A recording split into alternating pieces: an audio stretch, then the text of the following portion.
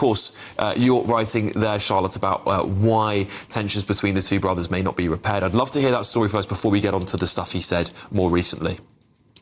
Yes, well, long story short, I was told this week by somebody who would know that William is back at the point where he would throw somebody out of the room if they brought up the name Harry in his presence. The background to this is that William, of course, when this all kicked off 5-6 years ago, was incensed and full of rage. And at one point, actually, he was very sad and he was grieving for his brother. But then he got to the point for quite a long time now where he was indifferent and he considered Harry what the royal family call a non-person, which was a classic phrase coined by the Queen Mother, which means somebody who just doesn't get mentioned in front of working members of the royal family. They're so beneath contempt that they are just exiled from the conversation, a non-person. Wow. And William was comfortable in this zone, but what's happened now is, of course, Harry's back in the country. Harry's seeing his father. Aides are having to have discussions with William about their events clashing, which has happened all of this week. And of course, you know, William is furious. He's in no mood to repair relations with his brother at all. And yeah, he would throw somebody out of the room if they mentioned his name.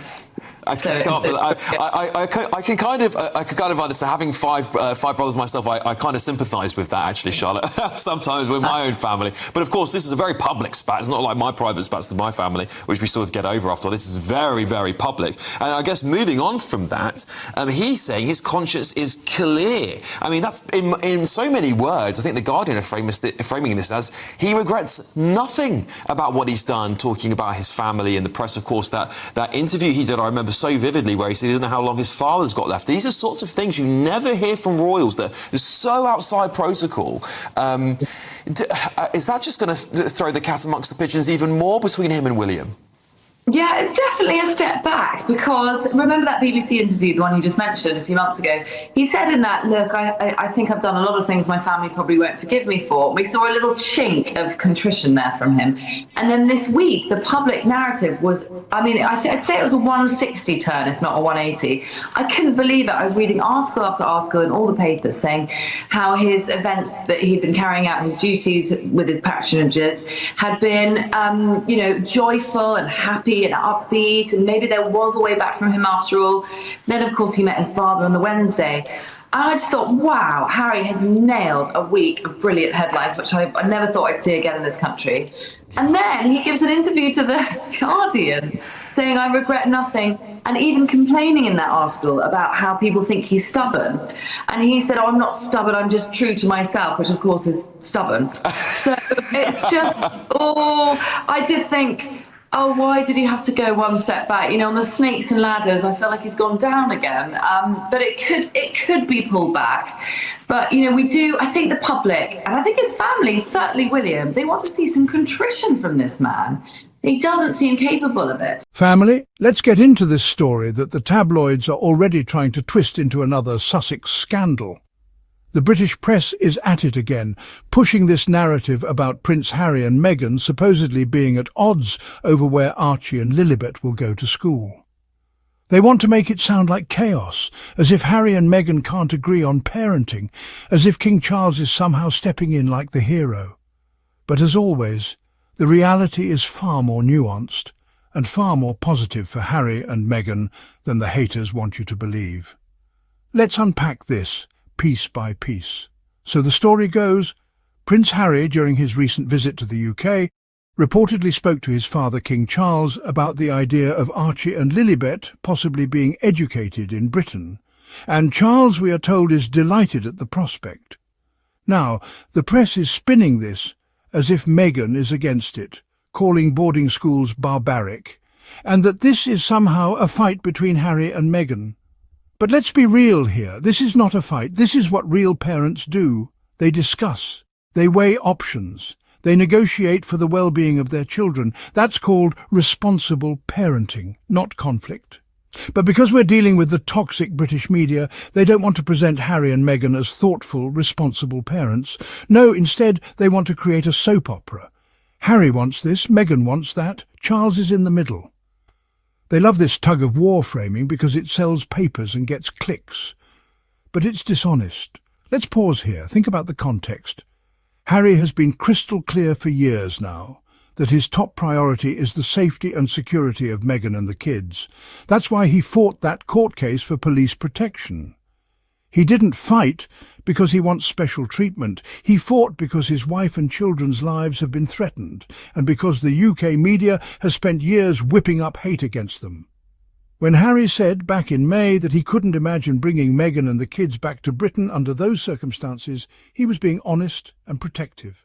And that honesty was twisted by the tabloids into Harry slams Britain or Harry cuts off his homeland. Lies.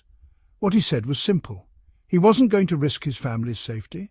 That's a man who stands by his wife and children. That's a father who puts family before ego, before pomp, before tradition. Something a lot of those royal reporters and critics don't even understand. Now fast forward to his latest visit. For the first time in over a year and a half, Harry sits down with his father, King Charles, face to face. And after that meeting, Harry says something interesting, that the idea of Archie and Lilibet coming to the UK feels closer than ever. That is huge, because what it shows us is that Harry hasn't closed the door on his children knowing the country of their birthright. He hasn't given up. He's still fighting to make sure they can know that part of their heritage safely and on his terms, not the tabloids' terms. And what about Meghan? The press wants us to believe she's completely against it, that she supposedly finds British schooling barbaric.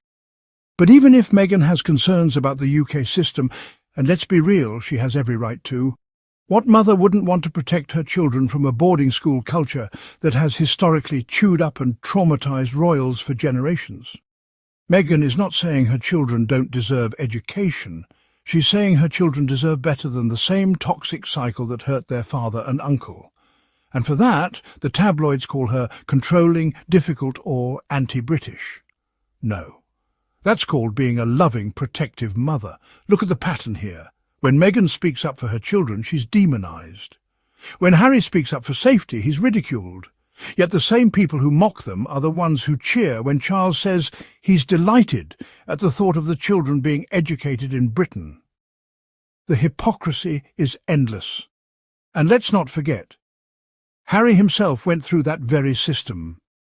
He knows exactly what it was like to be thrown into a boarding school as a child, isolated, targeted by the press, with very little space to just be himself. Harry has said countless times that he wants to break those generational cycles of trauma. So why would Meghan want Archie and Lilibet subjected to the same thing? That doesn't make her against Britain. That makes her a mother who refuses to sacrifice her children's happiness to outdated royal traditions. And here's the kicker. This so-called family drama is actually a testament to Harry and Meghan's strength as parents. Because instead of blindly following what tradition dictates, instead of bowing to pressure, they are carefully considering what's best for their children. They're not outsourcing their parental authority to courtiers, tabloids, or royal hangers-on. They are making these decisions as a family unit, together. That's what the haters hate the most. That Harry and Meghan are independent, that they are hands-on parents, that they don't just hand their children over to the institution. That's why the press spins these stories as if they're fights or negotiations, when in reality it's just family planning. Now let's talk about Charles for a second. This story paints him as being delighted at the thought of Archie and Lilibet spending more time in the UK. And honestly, I believe that. I believe Charles genuinely wants to see his grandchildren. Despite all the drama, despite the smear campaigns, Charles is still a grandfather, and we should recognise that. If he truly is delighted, then maybe, just maybe, this is one step toward healing, one step towards connection. But we also can't ignore how the press manipulates this. They want to frame it as if Charles is the saviour while Meghan is the villain, and Harry is the confused middleman. That's the caricature they always push. But the truth is, Charles being delighted is not about him winning something. It's about Harry and Meghan setting boundaries and choosing what is right for their family, while still leaving the door open for connection. That's balance. That's maturity. That's growth. And let's not overlook the bigger picture. Harry and Meghan built a new life in California because they wanted freedom, safety, and peace for their children. They are financially independent, they are thriving, and they are raising Archie and Lilibet in a loving, stable home. That's not something the monarchy could guarantee. So for anyone to suggest that Meghan is wrong for wanting to keep her children in that safe environment is laughable. At the end of the day, what we're seeing is this. Harry and Meghan are united in love for their children. They are discussing, debating, weighing options like any responsible parents would. And whatever decision they make, whether Archie and Lilibet spend time in British schools, American schools, or a mix, it will be their decision, not dictated by the tabloids, not controlled by the palace, and not forced by outdated expectations. And family, that's the message we should take away. This is not a scandal, this is not drama, this is parenting, parenting done with love, care and thought, something the press can't spin away no matter how hard they try. So let's send some love to Harry and Meghan for continuing to prioritise their children above all else. And let's remind the haters that their lies won't change the truth. Archie and Lilibet are being raised by two strong, intelligent, protective parents who will always do what's best for them. And that's something to celebrate. The Duke and Duchess of Sussex moved to the US in 2020 after stepping down as working royals Prince Harry and Meghan Markle are in negotiations over Archie and Lilibet's schooling, according to a source. The Duke of Sussex wants his children to be educated in the UK, while Meghan Markle is thought to be against sending the young royals to boarding school. One insider claimed that the Duchess of Sussex feels sending their children to boarding schools would be barbaric. King Charles is said to support the idea of Prince Archie and Princess Lilibet being educated in the UK. A source told the Mail, "There is still some negotiation for Harry to have with Meghan. The King, however, is delighted." The Duke of Sussex may have discussed the idea with his father during their face-to-face meeting at Clarence House last week.